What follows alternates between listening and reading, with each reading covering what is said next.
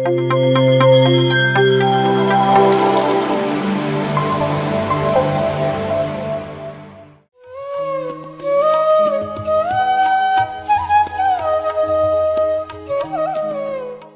ಹೆಸರು ಅಗಲೂರಪ್ಪ ಅಂಥೇಳಿ. ನಮ್ಮದು ಊರು ಬಂದು ಕಲ್ಕಂಬ, ಕುರುಗೋಡು ಹತ್ರ, ಬಳ್ಳಾರಿ ಜಿಲ್ಲಾದವರು.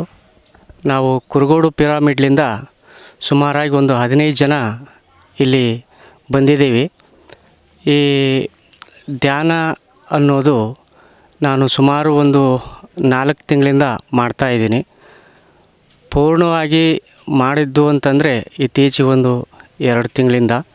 ಮೊದಲು ಮಾಡ್ತಾಯಿದ್ದೆ. ಮೊದಲಿನ ಒಂದು ಅನುಭವ ಹೇಳ್ಬೇಕಂದ್ರೆ, ಈ ಒಂದು ಧ್ಯಾನ ಮಾಡೋದರಿಂದ ನನಗೆ ತುಂಬ ಶಾಂತಿ, ನೆಮ್ಮದಿ, ತುಂಬ ಖುಷಿಯಾಗಿದ್ದೆ. ಭಾರಿ ಖುಷಿ. ಹೇಳ್ತಾರೆ ಬ್ರಹ್ಮಾನಂದ ಅಂತ. ಧ್ಯಾನ ಮಾಡೋದರಿಂದ ಬ್ರಹ್ಮಾನಂದ ಸಿಗುತ್ತೆ ಅಂತ ಹೇಳೋದನ್ನು ನಾನು ಕೇಳಿದ್ದೀನಿ. ಆ ಒಂದು ಬ್ರಹ್ಮಾನಂದ ಪಡೆಯೋದು ಯೋಗಿಗಳು ಅಂತ ನಾನು ತಿಳ್ಕೊಂಡಿದ್ದೆ. ಅದು ಬ್ರಹ್ಮಾನಂದನೋ ಅಥವಾ ಏನೋ ಗೊತ್ತಿಲ್ಲ. ಒಟ್ಟು ನಾನು ಅತೀ ಆನಂದದಲ್ಲಿ ತೇಲ್ತಾ ಇದ್ದದ್ದಂತೂ ನಿಜ. ಇದು ಧ್ಯಾನ ಮಾಡಿದ ಮೇಲೆ ಇದು ಒಂದು ತುಂಬ ಅನುಭವ. ನಮಗೆ ಎಷ್ಟೇ ಒಂದು ಕಷ್ಟ, ದುಃಖ ಅನಿಸೋದೇ ಇಲ್ಲ ಈ ಒಂದು ಧ್ಯಾನ ಮಾಡೋದರಿಂದ. ಅಷ್ಟು ಯಾವಾಗಲೂ ನಾವು ಖುಷಿಯಾಗಿರ್ತೀವಿ.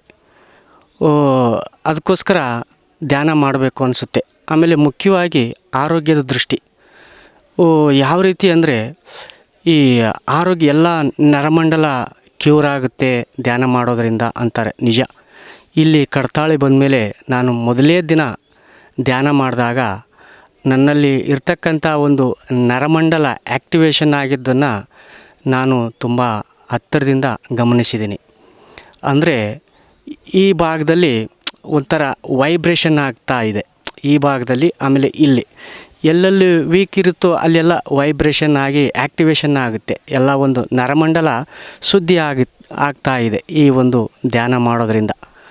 ಇನ್ನು ಒಂದು ಮುಖ್ಯವಾಗಿ ನನ್ನಲ್ಲಿ ಕಂಡಿದ್ದೇನಪ್ಪ, ಈ ಕಡ್ತಾಳಲ್ಲಿ ಬಂದು ಧ್ಯಾನ ಮಾಡಿದಾಗ ಪಿರಾಮಿಡ್ನೊಳಗಡೆ ಅಂತಂದಾಗ, ಈ ಚರ್ಮ ಏನಿತ್ತಲ್ಲ ಸ್ವಲ್ಪ ಸುಕ್ಕಟ್ಟಿತ್ತು ಇಲ್ಲಿ ಬರೋಕ್ಕಿಂತ ಮುಂಚೆ. ಈ ಒಂದು ಧ್ಯಾನ ಮಾಡಿದ ತಕ್ಷಣ ಈ ಚರ್ಮಕ್ಕೆ ಒಂಥರ ಶೈನಿಂಗ್ ಬಂತು. ಚರ್ಮ ಒಂಥರ ಮಿಂಚು ಬಂತು. ಆ ರೀತಿ ಆಗಿರೋದನ್ನು ನಾನು ನನ್ನ ಕಣ್ಣಾರನೇ ನಾನು ಅನುಭವಿಸಿದ್ದಿದೆ. ಈ ರೀತಿ ಧ್ಯಾನ ಅನ್ನೋದು ಬಹಿರ್ಮುಖವಾಗಿ ಆಗೋದಕ್ಕಿಂತ ಆಂತರಿಕವಾಗಿ ಆಗೋದೇ ಹೆಚ್ಚು. ಅಂದರೆ ನಮ್ಮಲ್ಲಿ ನಮಗೇ ಕಾಣದೆ ಆಂತರಿಕವಾಗಿ ತುಂಬ ಬದಲಾವಣೆ ಆಗುತ್ತೆ ಈ ಧ್ಯಾನ ಮಾಡ್ತಾ ಮಾಡ್ತಾ ಮಾಡ್ತಾ. ಇವತ್ತು ಧ್ಯಾನ ಅನ್ನೋದು ಈ ಒಂದು ಪರಿಸ್ಥಿತಿಲಿ ಎಷ್ಟು ಮುಖ್ಯ ಅಂದರೆ, ಮನುಷ್ಯ ಆಹಾರ ಇಲ್ಲದೇ ಇದ್ದರೂ ಕೆಲವು ದಿನ ಜೀವನ ಮಾಡ್ಬೋದು, ಧ್ಯಾನ ಇಲ್ಲದೆ ಜೀವನ ಮಾಡೋಂಗಿಲ್ಲ ಅನ್ನೋ ಪರಿಸ್ಥಿತಿ ಇವತ್ತು ಬಂದಿದೆ. ಯಾಕೆ ಅಂದರೆ ಇವತ್ತಿನ ಒಂದು ಜಾಗತೀಕರಣ, ಯಾಂತ್ರೀಕರಣ, ಎಲ್ಲ ಮೆಕ್ಯಾನಿಕಲ್ ಲೈಫ್ ಅಂತೀವಲ್ಲ, ಈ ಒಂದು ಸುಳಿಯಲ್ಲಿ ಮನುಷ್ಯ ಸಿಕ್ಕು ಆ ಒಂದು ನೆಮ್ಮದಿನೇ ಕಳ್ಕೊಂಡಿದ್ದಾನೆ. ಅಂದರೆ ಒಂದು ಜೀವನದ ನಿಜವಾದ ಒಂದು ಟೇಸ್ಟನ್ನು ಅನುಭವಿಸ್ತೇ ಇದ್ದಾನೆ. ಅಂದರೆ ನಾವು ನೋಡ್ತಾ ಇದ್ದೀವಿ, ಈ ದಿನಕ್ಕೆ ಒಂದೊಂದು ವೈರಸ್ಸು ಹೊಸದಾಗಿ ಮಾಡಿಫೈಡ್ ಆಗ್ತಾ ಇದೆ. ಇವನ್ನೆಲ್ಲ ಎದುರಿಸೋಕ್ಕೆ ರೆಸಿಸ್ಟೆನ್ಸ್ ಪವರ್ ಬರಬೇಕಪ್ಪ ಅಂದರೆ ನನಗನ್ಸಿದ ಮಟ್ಟಿಗೆ ಧ್ಯಾನ ಮಾಡೋದರಿಂದ ಮಾತ್ರ ಸಾಧ್ಯ ಅನಿಸುತ್ತೆ. ಯಾಕೆಂದರೆ ಅದಕ್ಕೆ ಆ ಒಂದು ವೈರಸ್ಸಿಗೆ ರೆಸಿಸ್ಟೆನ್ಸ್ ಪವರ್ ಟ್ರೀಟ್ಮೆಂಟ್ ಏನಂದರೆ ವಿಶ್ವ ಚೈತನ್ಯ ಶಕ್ತಿ, ಕಾಸ್ಮಿಕ್ ಎನರ್ಜಿನೇ ಮದ್ದು ಅನಿಸುತ್ತೆ ನನಗೆ. ಇನ್ನು ಮುಂದೆ ನನಗನ್ಸಿದ ಮಟ್ಟಿಗೆ ಈ ಭೂಮಿ ಮೇಲೆ ಯಾರು ಧ್ಯಾನ ಮಾಡ್ತಾರೋ ಅವರು ಮಾತ್ರ ಚೆನ್ನಾಗಿ ಜೀವನ ಮಾಡ್ಬೋದು ಅಂತ ನನ್ನ ಸ್ವಂತ ಅನುಭವ.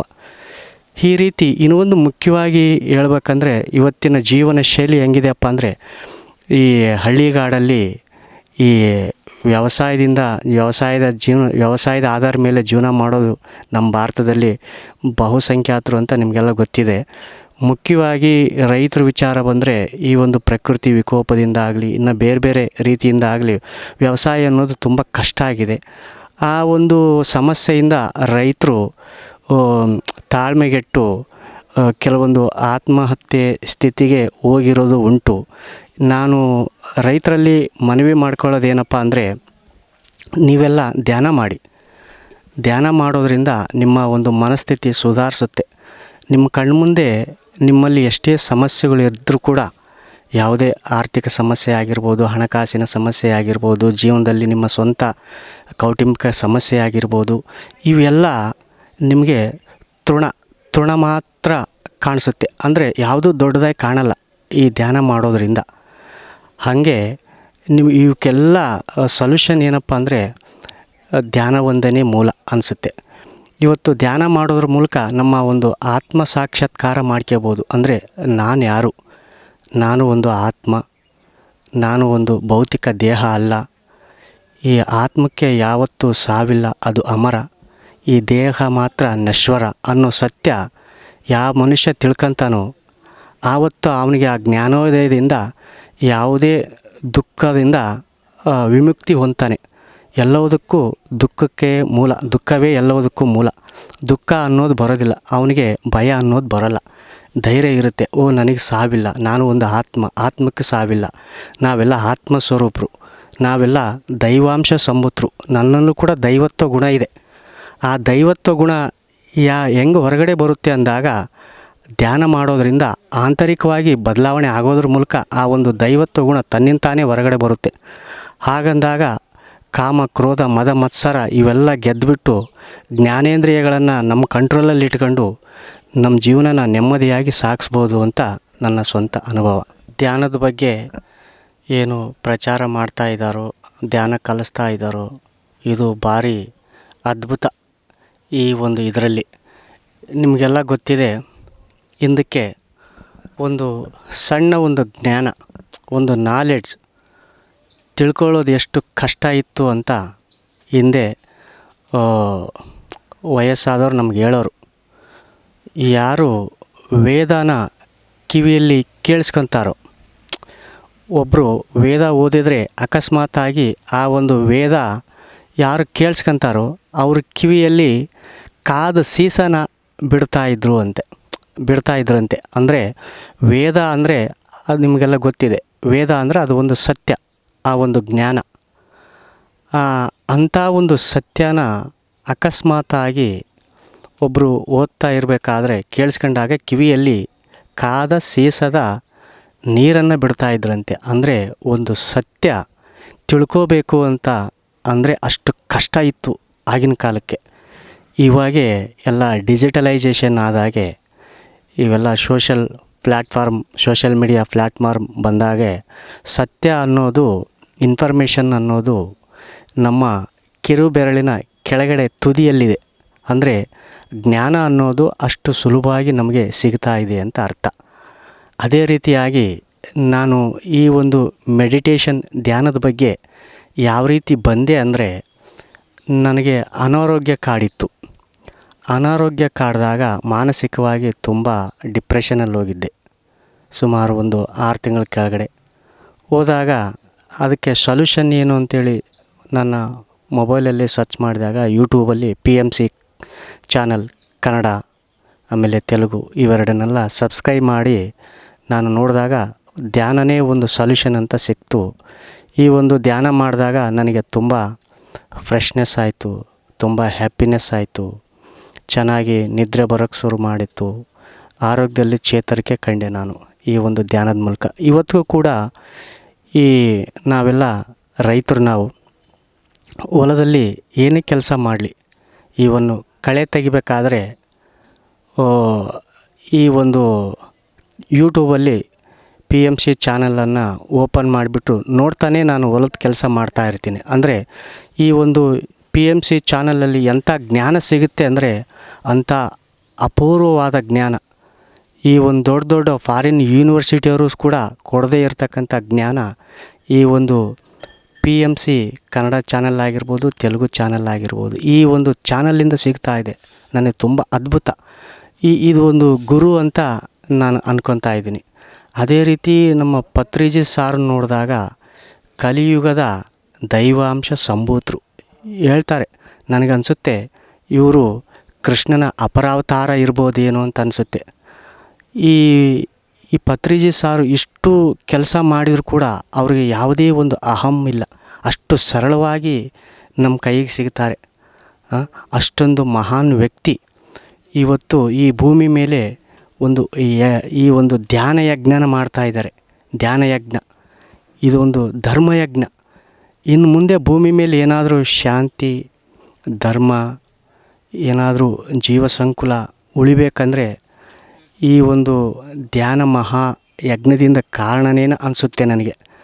ಯಾಕೆಂದರೆ ಧ್ಯಾನ ಮಾಡೋರೆಲ್ಲ ನಿಜವಾಗ್ಲೂ ಅವರು ದೈವಾಂಶ ಸಂಭೂತರೆ. ಅವ್ರು ಅನ್ಕೊತಾರೆ ನಾವೊಬ್ಬ ಮನುಷ್ಯರು ಅಂತ. ಧ್ಯಾನ ಮಾಡ್ತಾ ಮಾಡ್ತಾ ಮಾಡ್ತಾ ಆಂತರಿಕವಾಗಿ ನಾನು ಒಬ್ಬ ದೇವರು ಅಂಥೇಳಿ ಅವರು ಗೊತ್ತಾಗುತ್ತೆ ಅವ್ರಿಗೆ, ನಾನು ಒಬ್ಬ ದೇವರು ಅಂತ. ದೇವರು ಯಾವ ರೀತಿ ಇರ್ತಾನೋ ಪ್ರತಿಯೊಬ್ಬ ಧ್ಯಾನ ಮಾಡಿದ ಮನುಷ್ಯ ಆ ರೀತಿ ಕೊನೆಗೆ ಅವರು ದೇವರು ಆಗಿಬಿಡ್ತಾರೆ. ಆ ರೀತಿ ಎಲ್ಲ ಬದಲಾವಣೆ ಅವರಲ್ಲಿ ಕಾಣುತ್ತೆ. ನಿಜ, ಇವತ್ತೆಲ್ಲ ನಾವು ಆತ್ಮ ಸಂಭೂತರು, ನಾವೆಲ್ಲ ಆತ್ಮಗಳು. ಆ ಆತ್ಮಕ್ಕೆ ಯಾವುದೇ ಒಂದು ಜಾತಿ ಇಲ್ಲ, ಯಾವುದೇ ಲಿಂಗಭೇದವಿಲ್ಲ. ಅದು ಒಂದು ಪರಮಾತ್ಮನ ಶಿವನ ಅಂಶ. ನಾವೆಲ್ಲ ಕೊನೆಗೆ ಮುಕ್ತಿಯನ್ನು ಪಡೆದಾಗ ಆತನ ಸಾನ್ನಿಧ್ಯ ಸೇರೋದೇ ನಮ್ಮ ಜೀವನದ ಉದ್ದೇಶ. ಎಲ್ಲೋ ಒಂದು ಕಡೆ ಕೇಳಿದ್ದೆ ನಾನು, ಈ ತಾಯಿಯ ಗರ್ಭದಲ್ಲಿ ಹೊರಗೆ ಬರಬೇಕಾದ್ರೆ ಆ ಒಂದು ಜೀವ ತುಂಬ ಚಿತ್ರಹಿಂಸೆ ಅನುಭವಿಸುತ್ತೆ. ಈ ಪ್ರಕೃತಿಲಿ ಎಷ್ಟು ಹಿಂಸೆ ಇದೆಯೋ ಅದಕ್ಕಿಂತ ಹೆಚ್ಚಿಗೆ ಹಿಂಸೆ ತಾಯಿಯ ಗರ್ಭದಿಂದ ಹೊರಗೆ ಬರಬೇಕಾದ್ರೆ ಆ ಜೀವ ಅಷ್ಟು ಹಿಂಸೆ ಅನುಭವಿಸುತ್ತಂತೆ. ಕಾರಣ ಅಲ್ಲಿ ಹೇಳುತ್ತಂತೆ ಆ ಜೀವ, ದೇವರೇ ನನ್ನ ಸುಸೂತ್ರವಾಗಿ ಭೂಮಿಗೆ ಕಳಿಸು, ಭೂಮಿಗೆ ಹೋಗ್ತೀನಿ, ಹೋದ್ಮೇಲೆ ನನ್ನ ಆತ್ಮ ಸಾಕ್ಷಾತ್ಕಾರ ಮಾಡ್ಕೊತೀನಿ, ನಾನು ಯಾರು ಅಂತ ತಿಳ್ಕೊತೀನಿ, ಆತ್ಮಜ್ಞಾನ ತಗೊಳ್ತೀನಿ. ಆ ಜ್ಞಾನದ ಮೂಲಕ ಈ ಒಂದು ಜನನ ಮತ್ತು ಮರಣ ಇವೆರಡರಿಂದ ಬಿಡುಗಡೆ ಹೊಂದಿ ನಾನು ಮುಕ್ತಿ ಪಡೆದು ಇನ್ನು ಮುಂದೆ ಜನ್ಮ ಇಲ್ದಂಗೆ ನಿನ್ನ ಶಿವ ಸಾನ್ನಿಧ್ಯ ಹೊಂದೋದಕ್ಕೆ ಒಂದು ಅವಕಾಶ ಮಾಡಿಕೊಡು ಅಂಥೇಳಿ ಆ ಒಂದು ಜೀವ ಪರಿಪರಿಯಾಗಿ ತಾಯಿ ಗರ್ಭದಿಂದ ಹೊರಗೆ ಬರಬೇಕಾದ್ರೆ ಬೇಡುತ್ತಂತೆ. ಅಂಥ ಜೀವ ಹೊರಗೆ ಬಂದ ಮೇಲೆ ಮಾಡೋದೇನು? ಈ ಲೋಕ ವ್ಯವಹಾರದಲ್ಲಿ ಬಿದ್ದು, ಈ ಮಾಯೆಯಲ್ಲಿ ಬಿದ್ದು ತಾನು ಯಾರು ಅನ್ನೋದನ್ನು ಮರೆತು ಬಿಡುತ್ತಂತೆ. ಆ ಒಂದು ಮರವನ್ನು ಮರೆಸಿ ನೆನಪು ತರೋ ದಾರಿನೇ ಧ್ಯಾನ. ಯಾವ ಮನುಷ್ಯ ಧ್ಯಾನದಲ್ಲಿ ಬರ್ತಾನೋ ಸತ್ಯ ತಿಳ್ಕೊತಾನೆ. ನಾನು ಈ ಭೂಮಿಗೆ ಯಾಕೆ ಬಂದಿದ್ದೀನಿ, ನನ್ನ ಉದ್ದೇಶ ಏನು, ನಾನು ಏನು ಮಾಡಿದರೆ ನಾನು ಶಿವ ಸಾನ್ನಿಧ್ಯ ಪಡಿತೀನಿ, ಇನ್ನು ಮುಂದೆ ನಾನು ಮುಕ್ತಿ ಪಡಿತೀನಿ ಅಂದರೆ ಮತ್ತೆ ಜನನ ಮತ್ತು ಮರಣ ಈ ಸಂಕೋಲೆಗಳಿಂದ ಬಿಡುಗಡೆ ಹೊಂದಿ ಪರ್ಮನೆಂಟಾಗಿ ಶಿವ ಸಾನ್ನಿಧ್ಯದಲ್ಲೇ ಇರ್ತೀನಿ ಅನ್ನೋದನ್ನು ಈ ಒಂದು ಧ್ಯಾನದ ಮೂಲಕ ತಿಳ್ಕೊಳ್ಳೋಕ್ಕೆ ಸಾಧ್ಯ. ಇದೆಲ್ಲ ಧ್ಯಾನ ಅನ್ನೋದು ಕೆಲವರು ಹೇಳ್ಬೋದು ಇದೆಲ್ಲ ಕಣ್ಣಿಗೆ ಕಾಣಿಸಲ್ಲ ಅಂತ. ಇದೆಲ್ಲ ಭೌತಿಕ ರೂಪ ಅಲ್ಲ. ಧ್ಯಾನ ಆಂತರ್ಯದಲ್ಲೇ ಎಲ್ಲ ಬದಲಾವಣೆ ಆಗೋದು. ಇದೆಲ್ಲ ಸೈನ್ಸ್ ಬೇಸ್ಡು. ಧ್ಯಾನ ಅನ್ನೋದು ಪರ್ಟಿಕ್ಯುಲರಾಗಿ ಪಕ್ಕ ಎಲ್ಲ ಸೈನ್ಸ್ ಬೇಸ್ಡೆ. ಇದಕ್ಕೊಂದು ಲಿಮಿಟ್ಲೆಸ್ ಸಿಲೆಬಸ್ ಇದು. ಕೆಲವೊಂದು ಸಬ್ಜೆಕ್ಟ್ಗಳಿಗೆ ಹಿಸ್ಟ್ರಿ, ಎಕನಾಮಿಕ್ಸ್, ಪೊಲಿಟಿಕ್ಸ್, ಜಿಯೋಗ್ರಫಿ ಅಂತ ಏನಿದಾವಲ್ಲ ಇವೆಲ್ಲ ಲಿಮಿಟೆಡ್ ಸಬ್ಜೆಕ್ಟು.